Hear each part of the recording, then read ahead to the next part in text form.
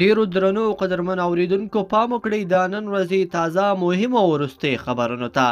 لومړی خبر: اسلامي امارت د وزیرانو شورا په غونډه کې پریکړه وشوه چې د امارت له لوري دې نامطلوب کسان وویستل شي، سوداګرو ته دې اسانتیاوې برابرې شي او په هوایي برخه کې دې آزادو ترانسپورتي شرکتونو ته د فعالیت اجازه ورکړل شي.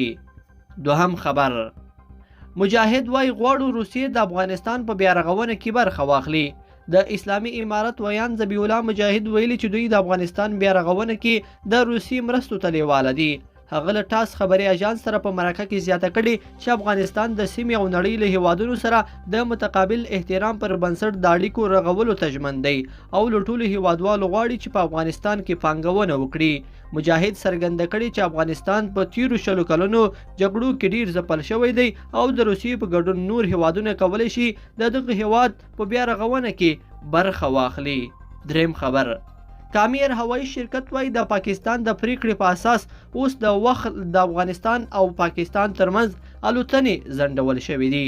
د کامیر هوایي شرکت د سوداګرۍ مسؤل سلیمان عمر تیر ماښام ازادي راډیو ته وویل له 2 ورځو راهیسې د پاکستان دولت خبر ورکړی چې الوتنې دي تر بل امره پورې بند وي او هوایي شرکتونه نشي کولی د افغانستان او پاکستان ترمنځ الوتنې ولري.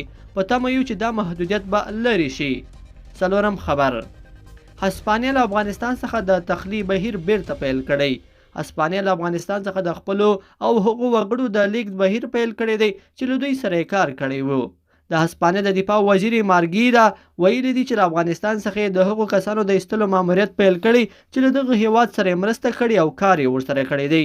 هغې زیاته کړې چې هسپانیا هیڅوک هم ناامیده تر شا نه پرېږدي.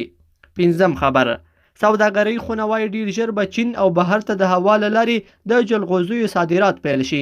د سوداګرۍ او پانګونې خونې چارواکي وایي چې له کامیر هوایي شرکت او د جلغوزیو صادرونکو اتحادیې سره د تازه هوکړې له مخې ډیر ژر به چین او نور هیوادونو ته د ځانګړو پروازونو له لارې د جلغوزیو صادرات پیل شي.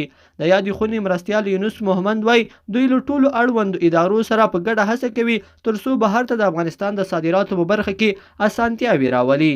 لیدونکو په دې هیله چې دا مطلب به مو تر پایه لیدلی وي. کوم ویډیو خوښه شوې ویډیو لایک کړئ او چینل سبسکرایب کړئ. تر بیا ښه وخت.